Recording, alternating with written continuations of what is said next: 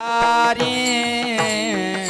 जय जय राम कृष्ण हरे जय जय राम कृष्ण हरे जय जय राम कृष्ण हरे जय राम कृष्ण जय जय राम कृष्ण हरि जय जय राम कृष्ण हरे हरि जय राम कृष्ण जय जय राम कृष्ण हरि जय जय राम कृष्ण आहा जय जय राम कृष्ण हरि जय जय राम हरि जय जय राम कृष्ण हरि जय जय राम कृष्ण जय जय राम कृष्ण जय जय राम कृष्ण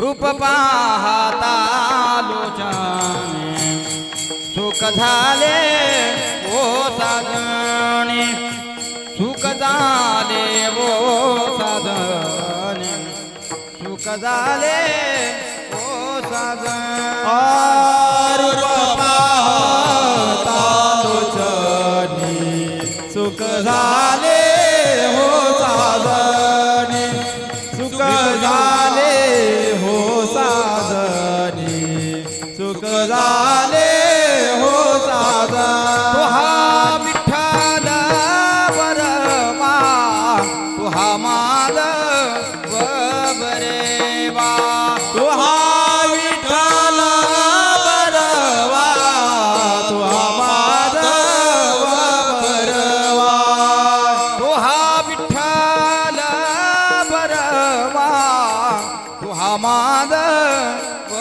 बरवा तो हा विठ्ठल बरवा तो हा माधव बरवा तो हा माधव बरवा तो हा माधव बरेवा तुहा विठ्ठल बरवा तुहा माधव बरवा तुहा माधव बरवा तुहा माधव बरवा बहुत सुकृताची जोडी म्हणून विठ्ठली आवडी म्हणून विठ्ठली आवडी म्हणून विठ्ठली आवडी बहुत सुकृताची जोडी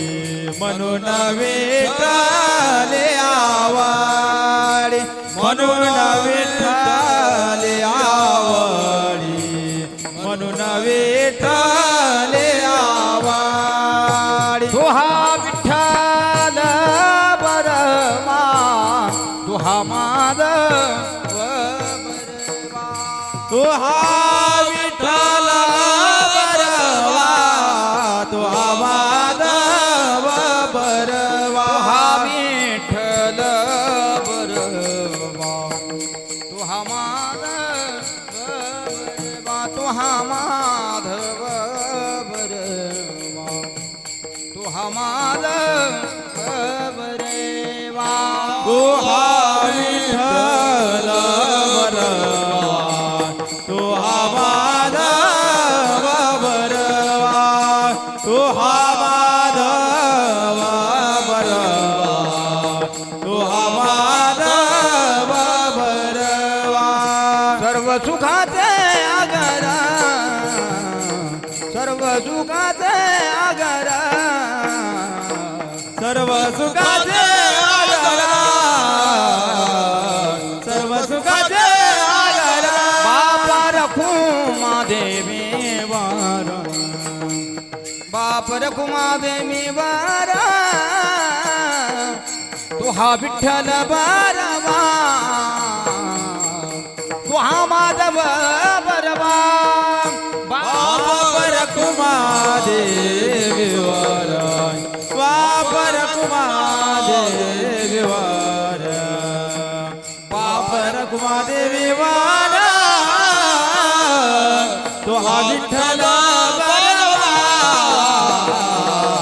तो हा माधव बरवा जय जय राम जय जय राम कृष्ण हरी जय जय राम हरि जय जय राम कृष्ण जय जय राम कृष्ण हरे जय जय राम कृष्ण हरे राम कृष्ण हरे जय जय राम जय जय राम कृष्ण कृष्ण हरी जय जय राम कृष्ण हरी राम कृष्ण हरी जय जय राम जय जय राम जय जय राम.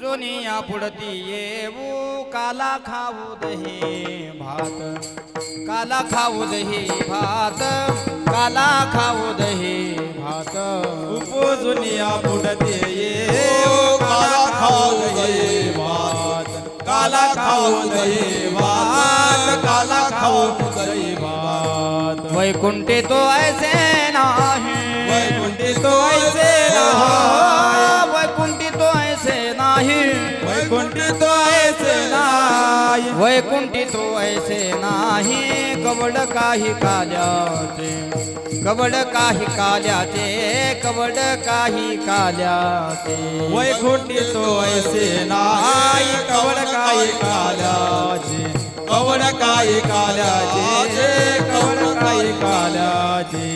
एकमेका देऊ मुखी सुखे घालू हुंबरे सुखे घालू हुंबरे सुखे घालू हुंबरे एकमेका देऊ मुखे सुखे घालू हुंबरे सुखे घालू हुंबरे सुखे घालू हुंबरे. वैकुंठी तो ऐसे नाही वैकुंठी तो ऐसे वैकुंठी तो ऐसे वैकुंठी तो ऐसे वैकुंठी तो ऐसे नाही कवड काही काल्याचे कवड काही काल्याचे कवड काही काल्याचे वैकुंठी तो ऐसे नाही कवड काही काल्याचे कवड काही काल्याचे कवड काही काल्याचे. तुका म्हणे वाळवंट बरवे नीट उत्तम बरवे नीट उत्तम बरवे नीट उत्तम तुका म्हणे वाढवंता बरवे नीट उत्तम बरवे नीट उत्तम बरवे नीट उत्तम. वैकुंठ तो ऐसे नाही वैकुंठी तो ऐसे वैकुंठ तो ऐसे नाही वैकुंठी तो ऐसे वैकुंठ तो ऐसे नाही कवड काही काल्याचे कवड काही काल्याचे कवड काही काल्याचे वैकुंठी तो ऐसे नाही कवड काही काल्याचे कवड काही काल्याचे कवड काही काल्याचे. विठोबा रखुमाये हा विठोबा रखुमाये जय जय विठोबा रखुमाये जय जय विठोबा रखुमाये जय जय विठोबा रखुमाये विठोबा रखुमाये विठोबा रखुमाये विठोबा विठोबा रखुमाये रखुमाये विठोबा रखुमाये विठोबा रखुमाये जय जय विठोबा रखुमाये.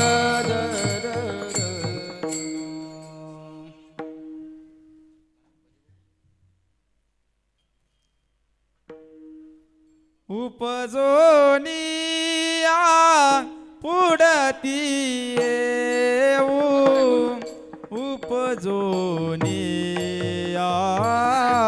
पुढती येऊ उपजोनिया पुढती येऊ उपजोनिया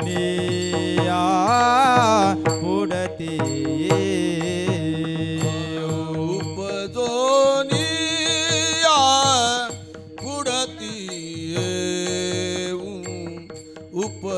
उपजोनिया पुढती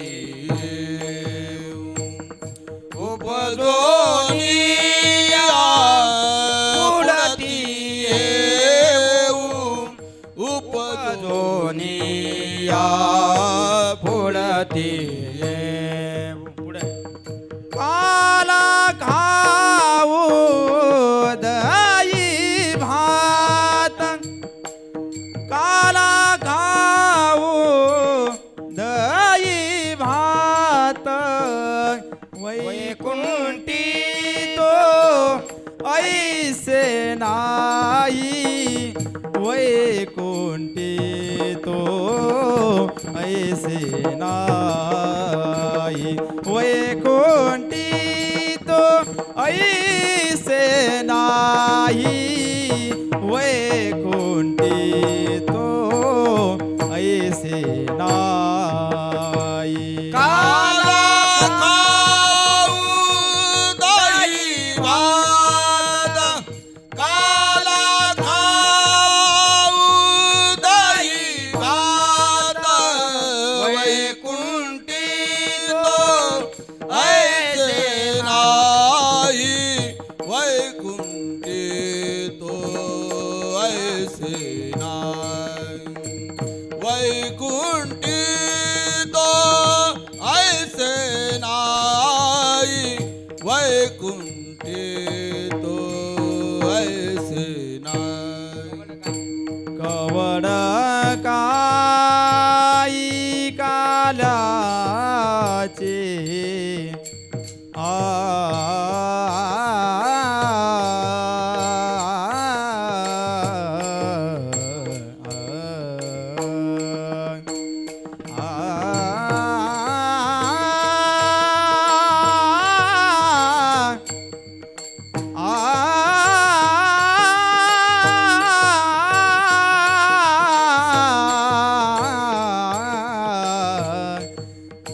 कवड काही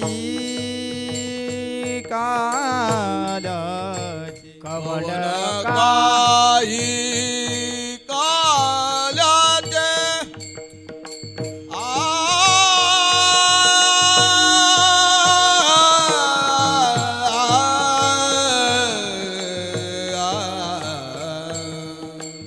कवन काही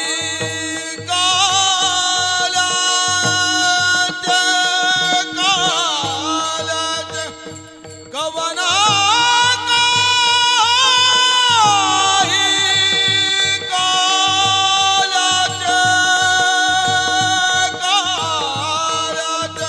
वैकुंठी तो ऐसे नाही वैकुंठी तो ऐसे नाही वैकुंठी तो ऐसे नाही वैकुंठी तो ऐसे नाही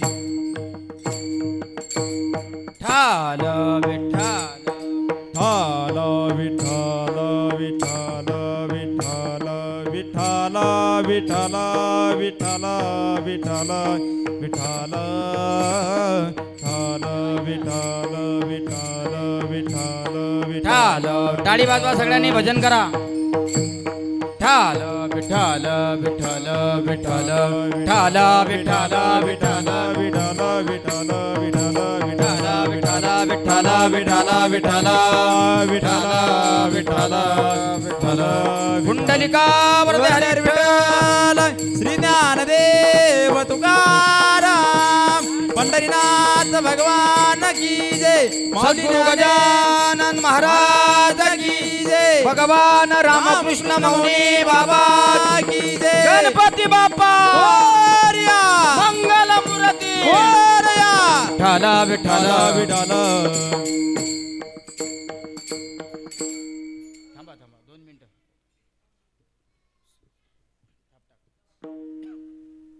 उपजोनिया पुढती येऊ काला खाऊ दही भात वैकुंठी तो ऐसे नाही कवळ काही काल्याचे वा एकमेका देऊ मुखी सुखे घालू हुंबरे वैकुंठी तो ऐसे नाही कवड काही काल्याचे तुका म्हणे वाळवंट बरवे नीट उत्तम वैकुंठी तो ऐसे नाही कवड काही काल्याची विठ्ठल विठ्ठल विठ्ठल विठ्ठल विठ्ठल विठ्ठल विठ्ठल विठ्ठल विठ्ठल विठ्ठल विठ्ठल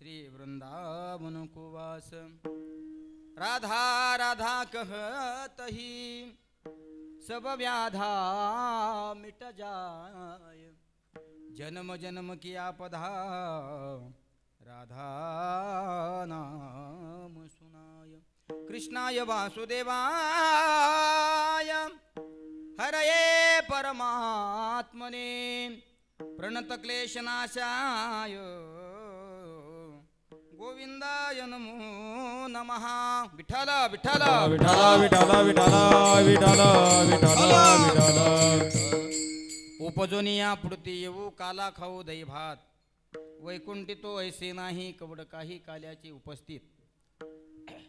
प्रस्तुत प्राप्त प्रसंगी प्राप्तस्थळी निरूपणा करता निवडलेला अभंग वैराग्याचे मूर्तिमंत संत सम्राट श्रीमंत संत देहूचे सुप्रसिद्ध साधू जगद्गुरु श्री तुकोबाराय यांचं काल्याचं महत्त्व पटवून देणारा 4 चरणाचा अभंग सेवेकरता निवडलेला आहे। वास्तविक पाहता ही काल्याच्या कीर्तनाची वेळ नाही आहे। मला माहीत आहे सगळे लोक मिरवणुकीतून जाऊन आले, थकून आले, दमून आले। आता ही महाप्रसादाची वेळ आहे आणि या वेळेत आपण कीर्तनाला नेमकी सुरुवात केली, पण तरी काही हरकत नाही। गणेश जयंतीच्या या शुभ पर्वावर आपण सगळेजण एकत्रित आलो आहोत।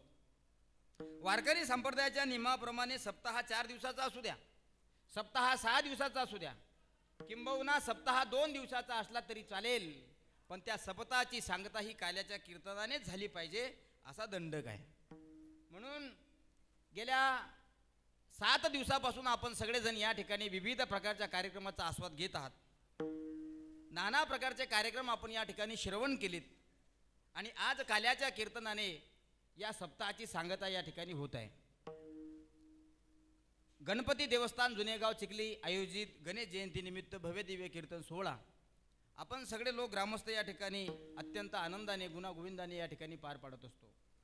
या गणपती संस्थानचे सर्व सभासद संचालक मंडळी यांचे अत्यंत प्रेमास्तव मला या ठिकाणी मिळालेले सौभाग्य, कार्यक्रमाला उपस्थित सर्व मौनी बाबा संस्थानची बाल कलाकार, वारकरी संस्थेची छोटी मंडळी, गजानन महाराज सेवा समितीचे अध्यक्ष आदरणीय आमचे गजूभाऊ हिंगे, आमचे छोटे बंधू लखन महाराज डाकोरकर, साऊंड सिस्टीम अतिशय सुंदर आहे आणि प्रामुख्याने कार्यक्रमाला उपस्थित आमच्यावर वडिलाप्रमाणे प्रेम करणारे आमचे संस्थानचे संचालक श्री हरिभक्तीपरायण आमचे सुरेश भाऊ सावजी काका हे सुद्धा या ठिकाणी उपस्थित आहेत आणि सर्वांच्या सानिध्यामध्ये आपल्याला या ठिकाणी काला करायचा आहे।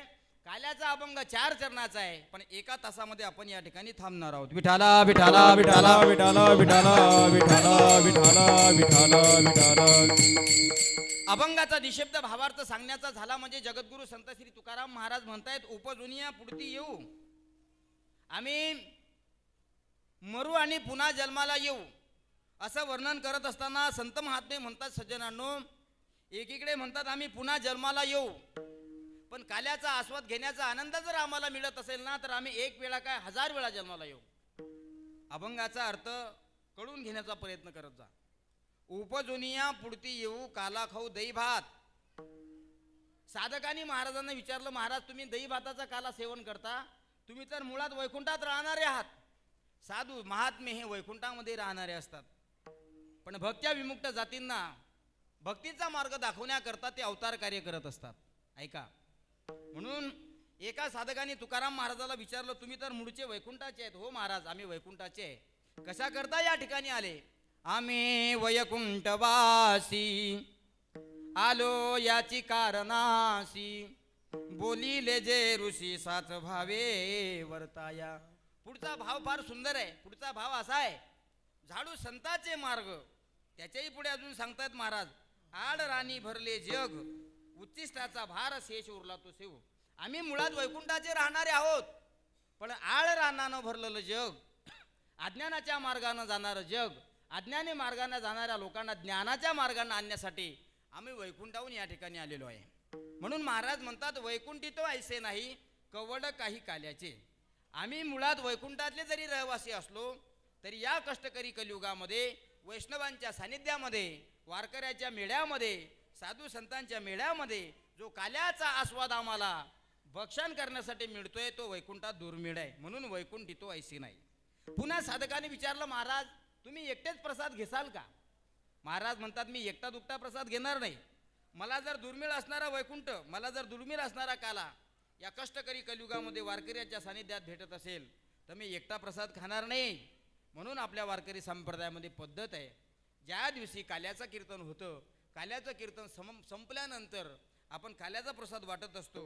आणि तेव्हापासून अशी पद्धत आहे की काल्याचा प्रसाद ज्याही कोणाला मिळाला तो प्रसाद ज्याला मिळाला तो एकटा कधीच खात नाही, तो एकमेकांना थोडा का होईना पण तो प्रसाद वाटत असतो. महाराज म्हणतात आम्ही वाटत नाही, आम्ही एकमेकाच्या श्रीमुखात टाकू, एकमेका देऊ मुखी सुखे घालू हुंबरी. अरे वा महाराज, हुंबरी याचा अर्थ आम्हाला कळाला नाही. ऐका, 1 किलोवर खाल्लेले दही पोहे वेगळे, ते घरचे असतात, आणि सप्ताच्या सांगताच्या दिवशी प्रसाद म्हणून खाल्लेले काल्याचा प्रसाद रूपी पोहे ते तृप्तीचे ढेकर देणारे असतात. महाराज म्हणतात प्रापंचामध्ये आपण कितीही दही पोहे खाल्ले, आपल्या प्रपंचात आपल्या संसारात काला होत नाही. माझ्या राजांनो, आपल्या संसारात कालवा कालवी आहे. विठाला विठाला विठाला विठाला विठाला विठाला विठाला विठाला विठाला विठाला. आपल्या प्रपंचात जिकडे तिकडे कालवा कालवीच आहे. म्हणून काल्याचा प्रसाद घेण्यासाठी अधिकारी माणसं लागतात. बघा ना, आपण या ठिकाणी सगळे लोक बसलो, चिखलीकर ग्रामस्थ या ठिकाणी बसलेले आहेत. आम्ही सगळे लोक टाळ वाजवतो, आम्ही कीर्तन करतो, हे वाजवतायत, हे गातायत. तुम्ही सर्वांगाचे कान करून या ठिकाणी श्रवण करता. माझ्या राजांनो, प्रपंचामध्ये फक्त आणि फक्त कालवा कालवी आहे. या कालवा कालवीपासून जर आपल्याला मुक्त व्हावं असं वाटत असेल ना, तर कधीतरी काल्याचं कीर्तन ऐकलं पाहिजे.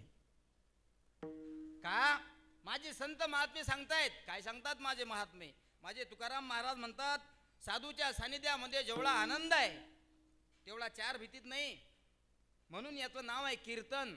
घरामध्ये कीर्तन असतं, घरामध्ये कीर्तन असतं.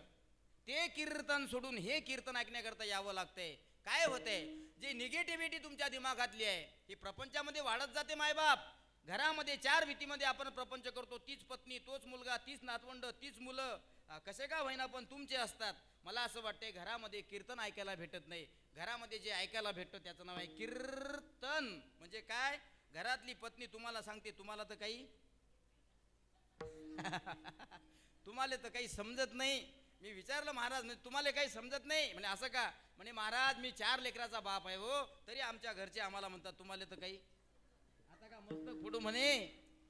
एक पत्नी त्यांच्या धर्मपतीला म्हणे तुम्हाला काही कळत नाही. मी विचारलं साहेब तुम्ही काय करता साहेब? साहेबांनी सांगितलं म्हणे महाराज मी काही करत नाही, पण मी क्लास 1 ऑफिसर आहे, कलेक्टर आहे म्हणे मी, तरी सुद्धा माझे घरचे मला म्हणतात तुम्हाला तर काही. आता कलेक्टरची जर हवा निघत नाही तर आपली काय दवा निघणार आहे? घरामध्ये 4 भीती म्हणजे जो केला जातो त्याला म्हणतात कीर्तन. आणि घराचा त्याग करून श्रवण करण्याकरता जे आपल्या कानावर पडते त्याचं नाव आहे कीर्तन. म्हणून कीर्तन काय करते माझ्या राजांनो? कीर्तन सर्वांगामध्ये तुमच्या विठ्ठलाची मूर्ती बसवते. आणि ज्यावेळेस जे कीर्तन श्रवण करून प्रत्यक्ष पांडुरंगाची कीर्ती तुमच्या हृदयात विराजमान होत असेल त्याचं नाव आहे कीर्तन. म्हणून कीर्तन चांग होय अंग हरी रूप, होय अंग हरी रूप, होय अंग हरी रूप. कीर्तन चांग होय अंग हरी रूप, होय अंग हरी रूप, होय अंग हरी रूप. किती छान पुरावा दिला हो संतांनी. कशाला म्हणतात कीर्तन? भक्ती ज्ञान अविरहित इतरा गोष्टी न कराव्या, प्रेम भरीत वैराग्याच्या गोष्टी विवराव्या, जेणे करून मूर्ती ठसावी अंतरी श्रीहरीची, ऐसी कीर्तन मर्यादा आहे तुमच्या आमच्या घरची. बरोबर आहे का? नाही ना? सगळे हुशार आहेत हे लोक. ही परंपरा काय तुमच्या आमच्या घरची आहे का? ही परंपरा आहे संतांच्या घरची. म्हणून संतांच्या घरची चालत आलेली परंपरा मायबाप आपल्यालाही भविष्यामध्ये ती पुढे मोठी करायची आहे. आपली परंपरा या चिमुकल्याला द्यायची आहे, हे चिमुकले त्यांच्या चिमुकल्यांना देतील. आपल्या वडिलांपरांची जी चालत आलेली परंपरा आहे ती संप्रदायाची परंपरा आहे, ही आपण जोपासली पाहिजे. ही परंपरा जोपासण्यासाठी, या परंपरेचा अनुभव येण्यासाठी कधीतरी इथं आलो पाहिजे. घरामध्ये तुम्हाला परमार्थ करता येत नाही का? करता येते महाराज, पण नातू सुसू देत नाही. हे नातू मोठे खतरनाक असतात. त्याचं नावच आहे नातू. नतू नमी नातू. हा नातू घरामध्ये सुसू देत नाही. त्या नातूचा सुद्धा काही कालापुरता, काही मर्यादित वेळेपुरता त्याग करावा लागतो आणि या ठिकाणी यावं लागते. या ठिकाणी आल्यानंतर जे श्रवण करायला भेटतं माझ्या राजांनो, हे आहेत साधूच्या गप्पा. बघा ना किती आनंद आहे, किती आनंद आहे. ह्या गप्पा घरात ऐकायला भेटतात का? घरात असंच असतंय, साखर संपली, तेल संपलं, मीठ संपलं, सगळं आणा. आणू आणू एक दिवस आणणारा माणूस काना होऊन जातो, तरी याचा आणा समजत नाही. तुम्हाला सांगू, हा आणा इतका खतरनाक आहे. बॉडी पडलेली असते मेलेल्या माणसाची बॉडी पडलेली असली तरी तो किरडी बांधणारा माणूस म्हणतो 1 रुपया नाही आहे कपाळा लावण्याकरता, तो 1 रुपया कपाळाला घेऊन या म्हणजे आणा. हा, लहानपणापासून शेवटच्या श्वासापर्यंत हा आणा माणसाला काना करतो. तो आणू आणू बिचारा स्मशानभूमीत जातो, तरी या लोकांचा आणा संपत नाही. आणि हा आणा जर कुठं लागू होत असेल तर हा आणा फक्त प्रपंचामध्ये आहे, म्हणजे 4 भीतीमध्ये आहे. बघा ना तुम्ही, आज तुमच्या घरात जर तुम्हाला कीर्तन ऐकायला भेटलं असतं, तुम्ही इथं आले असते का? शास्त्रा आजी आला, मी शास्त्राच्या पलीकडे बोलणार नाही, कारण महाराज म्हणतात काक चेष्टा बकत ध्यानम श्वान निद्रा तथैवच. नीट ऐका, अल्प आहार ग्रह त्यागम विद्यार्थी पंचलक्षणम. लहानपणापासून शेवटच्या श्वासापर्यंत देवाच्या समोर आणि साधूच्या समोर आपण प्रत्येक जण विद्यार्थी आहे. कोण आहे? विद्यार्थी. म्हणून तुम्हाला जर एखादी गोष्ट शिकावीशी वाटत असेल तर अवश्य शिका. तुम्ही म्हणत असाल मी तर फार मोठा विद्वान आहे, मला ज्ञान घेण्याची गरज नाही, आता मी कशाला दुसऱ्याजवळून घेऊ. आपण समजून घेतलं पाहिजे. तू त्रिकांड पंडित असेल, पण दुसरा जर देण्यासारखं तुला देत असेल तर तू घेतलं पाहिजे. तू का घेत नाही? स्वतःला जर पंडित समजत असेल ना तर अजून तू कुठंतरी अज्ञानी आहे. म्हणून लहानपणापासून शेवटच्या श्वासापर्यंत शिकण्यासारखे विषय खूप काही आहेत माझ्या राजांनो. म्हणून लहानपणापासून शेवटपर्यंत आपण फक्त आणि फक्त विद्यार्थी आहोत. जो विद्यार्थी म्हणून शिकत असतो त्याला जगात काही कमी पडत नाही, ही देवाची ताकद आहे. जगात काही कमी पडत नाही. म्हणून आपण शिकलं पाहिजे. काय शिकलं पाहिजे? घरामध्ये तुम्हाला कीर्तन ऐकायला भेटत नाही का असा जर तुम्ही प्रश्न केला, तुम्ही म्हणाल महाराज भेटते, आम्ही सोशल मीडियामध्ये जीवन जगतो, असं बटन फिरवलं की मोबाईलवर यूट्यूबवर सगळे कीर्तन येतात. पण ते कीर्तन सुद्धा ऐकण्याची मानसिकता तुमची घरात होत नाही, कारण प्रपंच आळालेला असतो. म्हणून तर घराचा त्याग करून हातामध्ये विना, गळ्यामध्ये टाळ घेऊन तुम्ही गणपती मंगल कार्यालयात आले. आम्ही मौनी बाबाचा मठ सोडून इथं आलो. आम्हाला तिथं कीर्तन करता येत नव्हतं का? तिथंही कीर्तन करता येत होतं. पण साधूच्या वैष्णवांच्या मेळ्यामध्ये जो आनंद आहे तो घरात मिळत नाही. म्हणून साधूच्या गप्पा ऐकल्या पाहिजे, ऐकलं पाहिजे. प्रत्येक माणूस हा लहानपणापासून विद्यार्थीच आहे. प्रथमो नार्जुतो विद्या, द्वितीयो नार्जुतो धनम, तृतीयो नार्जुतो पण्णम, चतुर्थ किम करस्यति. असं म्हणतायत. काक चेष्टा बकत ध्यानम श्वान निद्रा तथैवच अल्पाहार ग्रह त्यागम विद्यार्थी पंचलक्षणम. तुम्हाला जर ज्ञान मिळवावं असं वाटत असेल ना तर कमी बोललं पाहिजे. कसं बोललं पाहिजे? का बडबड बडबड बडबड चालू ठेवली पाहिजे. अरे बाबा हो, घरात तर आपली बडबड चालूच राहते, पण कमीत कमी कीर्तनात तरी शांत बसलं पाहिजे. कीर्तनातही शांत बसत नाही, पण नाही बसत आहे कीर्तनात. अहो काही लोक तर कीर्तनात आल्यानंतर शांत बसत नाही, पण शांत झोपतात. असे मस्त झोपताना कीर्तनात विचारलं, या आयोजक लोकांना विचारलं, एक आजी भेटली, म्हणे महाराज काय म्हणता, काय सुंदर कीर्तन झालं म्हणे महाराजचं. म्हणे कसं काय? 1 नंबर कीर्तन झालं म्हणे. माझ्या आयुष्यात मी खूप कीर्तन ऐकले म्हणे, पण या कीर्तनासारखं कीर्तनच नाही ऐकलं म्हणे. त्या आयोजकांनी विचारलं, आजी असं काऊन म्हणता? झोपीच्या गोळ्या घेतो म्हणे मी मरणाच्या, पण मला झोप येत नाही. या महाराजानं इतकं चांगलं कीर्तन केलं म्हणजे की मला झोप सुधारली नाही. घरी 4 गोळ्या औषधी घेतो म्हणे मी झोपेच्या, पण मला झोप येत नाही. काय महाराज कीर्तन केलं तुम्ही? का वाचो महाराज कथा सुनाई. घरी 4 गोळ्या खाऊन सुद्धा जे काम होत नाही ते या कीर्तनात होतं. पण ऐका, हे कीर्तन आहे. तुमच्या मनी इथं झोपल्यानंतर माणूस काय नरकात जातो का? नाही. कीर्तनात येऊन झोपल्यानंतरही माणसाचा उद्धार होतो. ही ताकद आहे. विठाला विठाला विठाला विठाला विठाला विठाला विठाला विठाला. कीर्तनात येऊन झोपा. म्हणून आमचे लोक सांगतात घरी झोपल्यापेक्षा इथं येऊन झोपा. आहे ना तुमचं लेकरू बंड? खूप बंड आहे तुमचं लेकरू, स्थिर पाय राहत नाही त्याच्या घरात. मग असे बंड असणारे लेकरं आमच्याकडे आणून टाका. बघा तुम्ही, आणून टाका. बघा ते कसे सरळ होतात. बघा हे पिल्लू कसं वाजवतं हे पिल्लू. वाजवा टाळायच्या करता एकदा. हे एकटंच पिल्लू वाजवता असं नाही. या पिल्लासारखे 32 पिल्ला आहेत आमच्याजवळ, पण एक एकाहुनी बडी रे. कोणालाही कोणते ऐकून झुकवा तुम्ही, ते मागं येणार नाहीत. बंड आहे ना राजा तुमचे लेकरं, आणून टाका आमच्याकडे. ते बंड जरी असले तरी त्याच्या कानावर हरिपाठच पडणार आहे. विचित्र लेकरं असले तरी त्याच्या कानावर पिक्चरचे गाणे नाही पडणार. त्याच्या कानावर संतांचे चरित्र पडतील, त्याच्या कानावर साधूच्या गप्पा पडतील. कितीही विचित्र वागणारा तुमचा मुलगा असेल, साधूच्या गप्पा जर त्याच्या कानावर पडत असतील तर मला नाही वाटत तो वाईट वळणाला जाईल. म्हणून कीर्तनात येऊन झोपलं तरी चालेल घरी झोपल्यापेक्षा. म्हणून आमचे लोक सांगत असतात, माझ्या राजांनो घरी झोपल्यापेक्षा इथं येऊन झोपा. तुम्ही म्हणसाल वा श्याम महाराज चांगली सल्ला दिली, या वर्षी जाऊ द्या, पुढच्या वर्षी गोदड्या घेऊन येतो आम्ही. विठाला विठाला विठाला विठाला विठाला विठाला विठाला विठाला विठाला हो, तुम्ही म्हणसाल आम्ही पुढच्या वर्षी गोदड्या घेऊन येतो आणि अशी अशी मस्त दिंडी जवळ जवळ आली की आम्ही आमची जागा आठवून घेतो. मग मी विचारेल तुम्हाला, मग तुम्ही म्हणसाल खोटे बोलता महाराज, तुम्ही नाही का मागच्या वर्षी सांगितलं कीर्तनात येऊन झोपा, म्हणून आम्ही फुल तयारीनं आलो.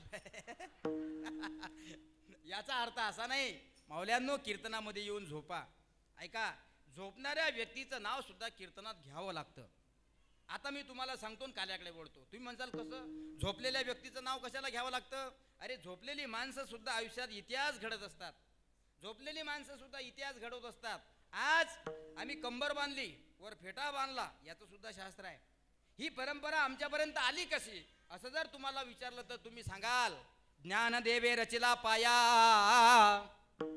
उभारिले देवालया. वा. आणि विश्वमाऊली ज्ञानेश्वर महाराजांनी वारकरी संप्रदायाचा पाया रचला. एकाने विचारलं विश्वमाऊली म्हणजे काय?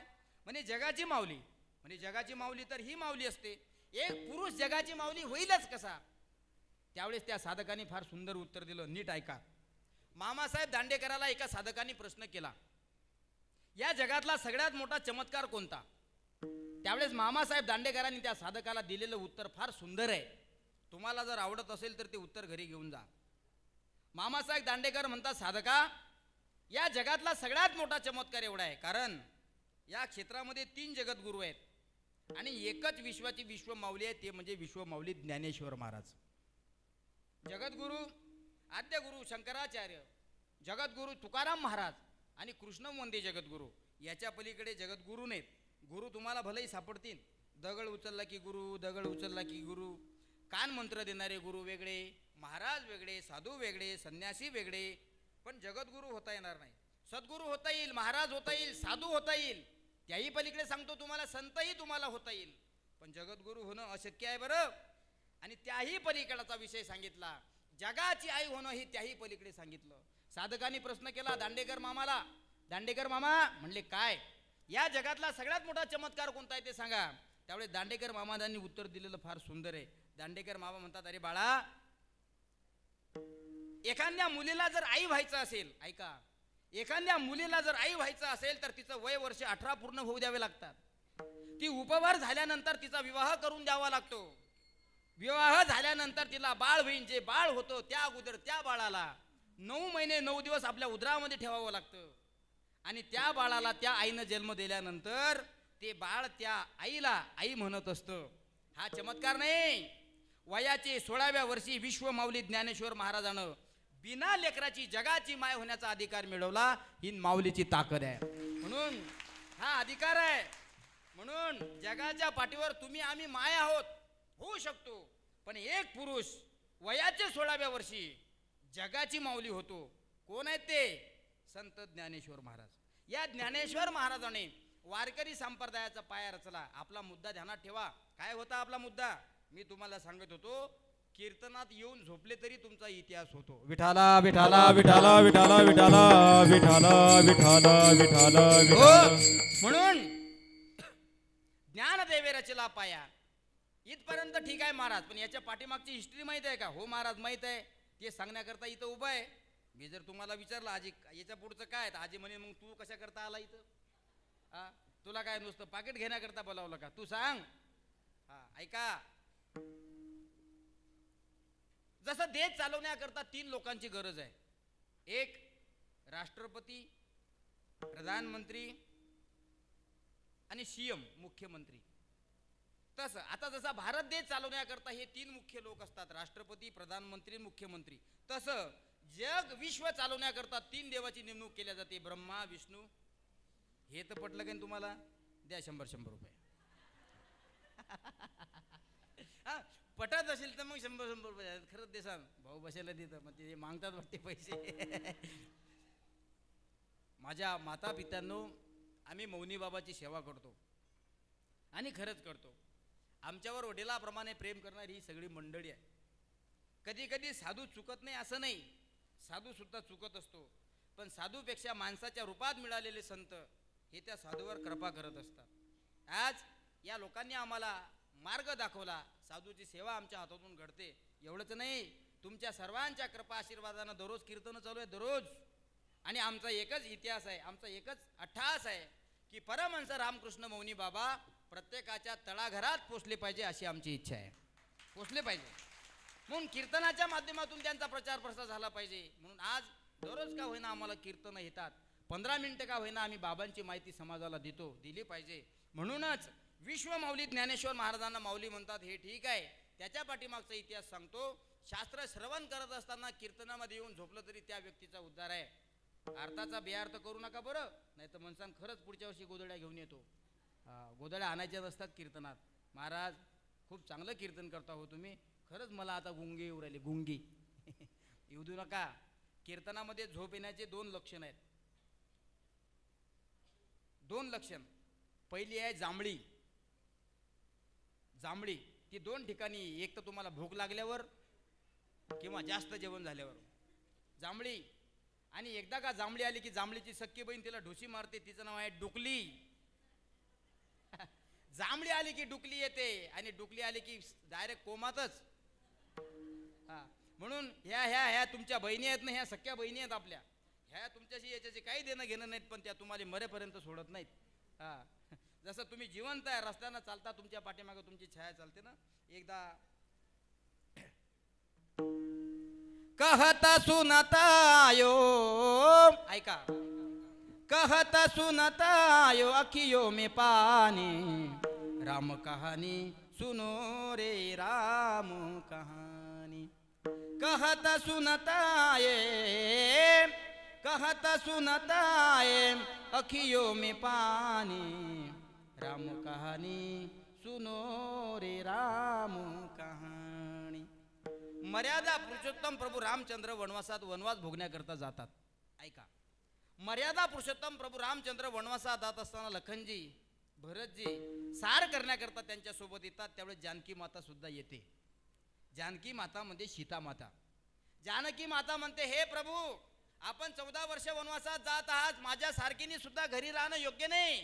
मी राजाची कन्या असली म्हणून काय झालं, माझा पती परमेश्वर मला देवा समान आहे. देवा समान असणारा माझा पती परमेश्वर जर वनवासात जात असेल आणि माझी माझी माझी माझी माझी छाया जर या ठिकाणी राहत असेल, तर मला असं वाटते मी या कष्टकरी कलियुगात जन्माला नाही नसते आले तरी फार बरं झालं असतं. रामचंद्र म्हणतात, जानकी तुम्हाला नेमकं म्हणायचं काय. त्यावेळेस जानकीनं उत्तर फार सुंदर दिलं. काही काही गोष्टी मेल्यावर संपत असतात.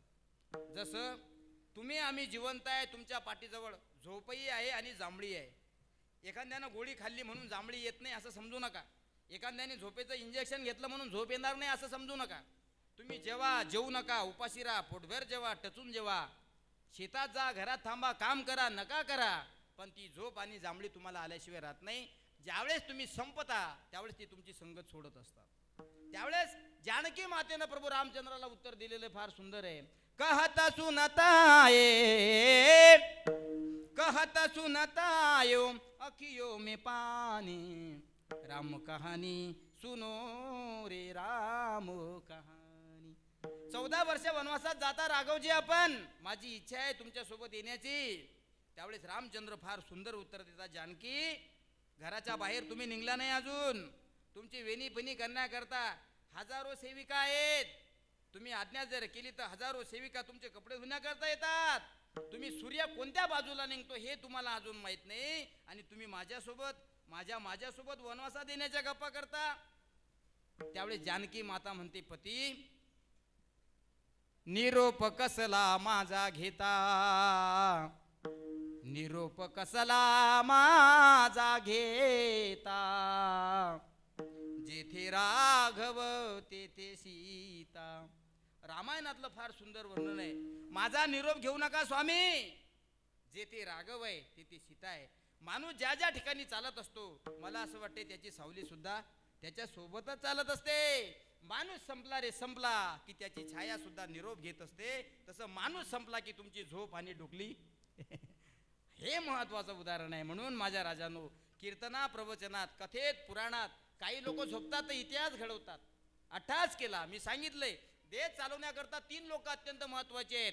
प्रधानमंत्री, राष्ट्रपती आणि मुख्यमंत्री, तसं जग विश्व चालवण्याकरता ब्रह्मा विष्णू महेश या तीन दोघांची उत्पत्ती अत्यंत महत्वाची आहे. काय केलं यांनी? या लोकांनी आपल्याला इथं बसवलं. तुम्ही म्हणाल हे कसं शक्य आहे?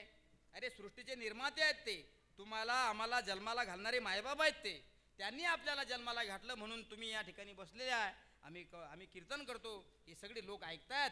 म्हणून सगळ्यात अगोदरचं ब्रह्मज्ञान जर कोणाजवळ असेल तर भगवान भोलेनाथाजवळ. विठाला विठाला विठाला विठाला विठाला विठाला विठाला विठाला विठाला विठाला विठाला विठाला विठाला विठाला विठाला भगवान भोलेनाथाजवळ. पार्वती माता म्हणली का हो तुमचा चेहरा फार प्रसन्न दिसतो. घरामध्ये जर पती आनंदी असेल तर त्याचा चेहरा प्रसन्न दिसतो. घरातली बाई म्हणत असते आज लय खुश दिसता, पैसे घ्यायचे चोरले का काय कपाटातले? नाही म्हणे पैसे घ्यायचे काही चोरले नाही, तुम्ही फार खुश दिसता. पार्वती माता शिवजीची चर्चा करतायत, आज लय प्रसन्न दिसता, एकटेच वैष्णव तांडव नृत्य करू लागले, चेहऱ्यावर प्रसन्नता दिसते, कारण काय? ते म्हणे काही नाही, मला ब्रह्मज्ञान झाले. अरे वा, ब्रह्मज्ञान झालं? पार्वती माता म्हटली तुम्हाला जे ब्रह्मज्ञान झालं ते ब्रह्मज्ञान मला सांगा. आता आहे का? ते म्हणले हे ब्रह्मज्ञान म्हणजे काय खेळणं हातात दिल्यासारखं आहे का? काय उसाचा ताजा रस ग्लासभर पिला म्हणून झालं? असं काही नाही. ब्रह्मज्ञान त्या व्यक्तीला मिळतं ज्याच्यामध्ये हलाहल नावाचं विष पचवण्याची ताकद आहे. ब्रह्मज्ञान त्या लोकांना मिळतं ती पचवण्याची शक्ती आहे, कारण ते हलकं फुलकं नाही, ब्रह्मज्ञान विषासारखं भारी आहे. म्हणून पार्वती माता म्हणली मला तुम्हाला ते ज्ञान सांगावंच लागेल. त्यावेळेस भगवान शिवजी म्हणले अगं नका ऐकू, तू झोपशील, झोप झोप झोप. पार्वती माता म्हणली मी नाही झोपणार, तुम्हाला तर काही. शिवजी म्हणतात ही मला म्हणते बा, तुम्हाला काही समजत नाही. अरे बापा ह्या भानगडी का तुमच्याच आहेत का? तसंच आहे, ब्रह्मदेवाची सरस्वती, विष्णूची लक्ष्मी आणि महेशाची पार्वती, या तिघीचंही पटलं नाही तर तुमचं नामचं काय पटणार आहे? शिवपुराण ऐका, तुम्हाला सगळा इतिहास कळेल.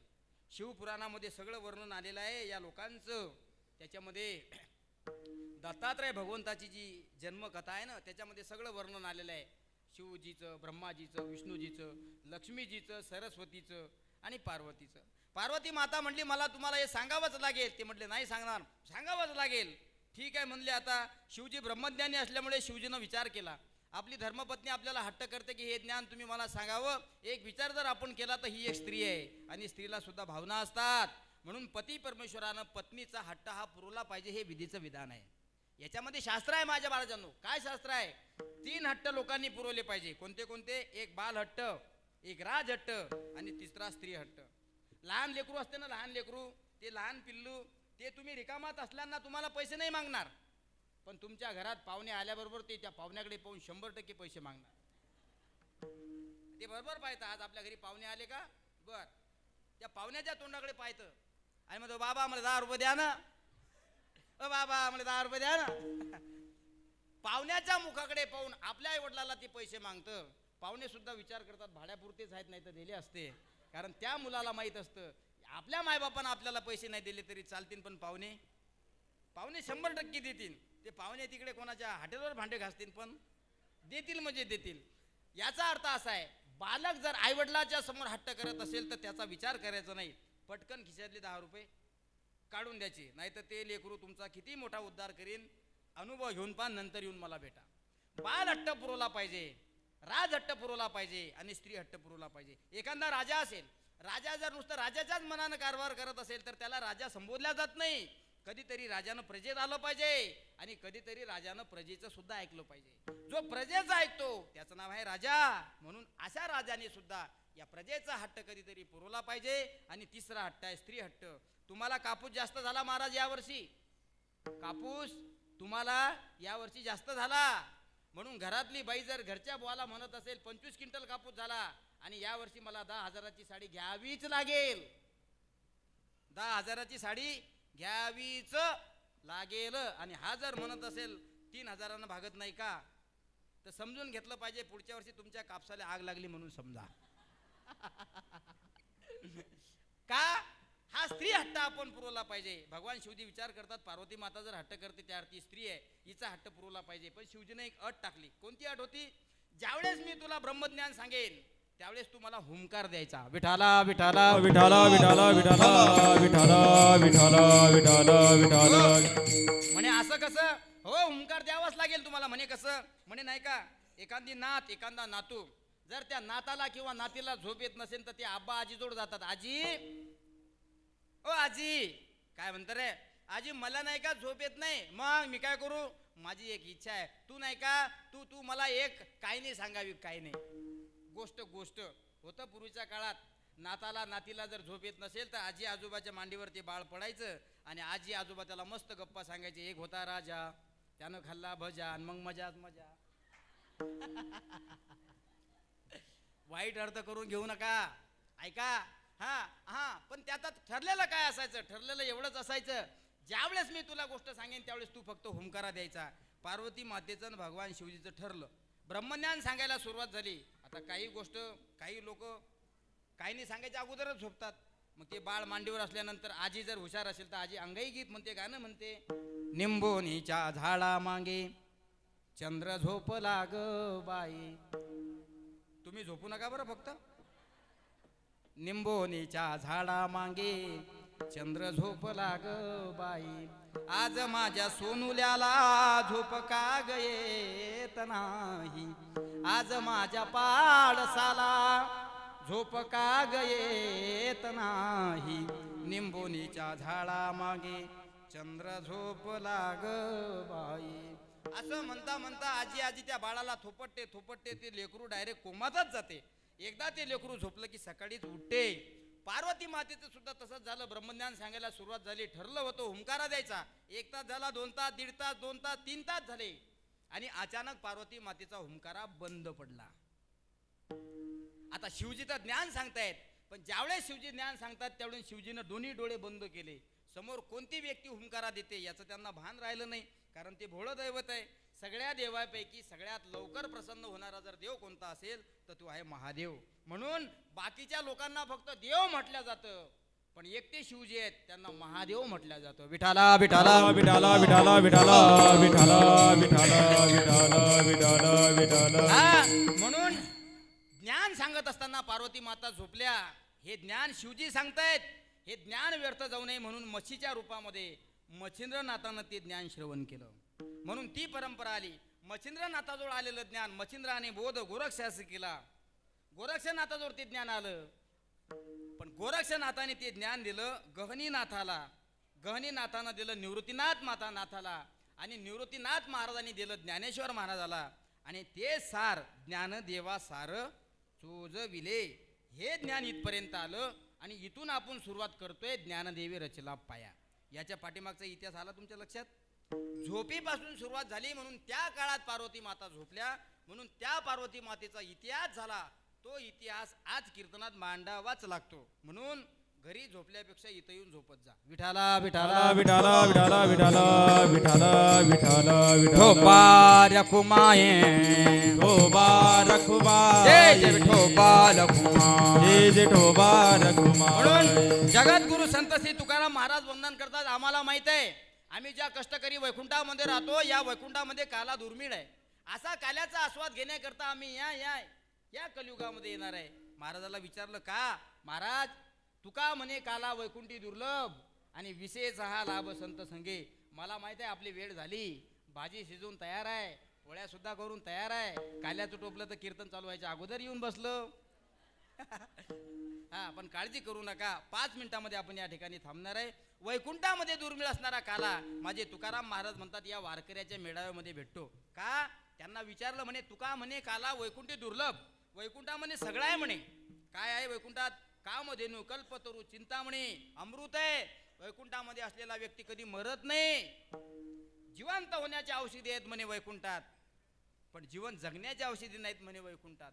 म्हणून काला आपल्याला एनर्जी देत असतो. हा विशेष काल्याचा आस्वाद घेण्यासाठी तुकाराम महाराज म्हणतात कितीही गर्भवासाचं दुःख असलं तरी चालेल, पण आम्ही पुन्हा पुन्हा जन्माला येऊ, उपजोनिया पुढती येऊ. कशा करता?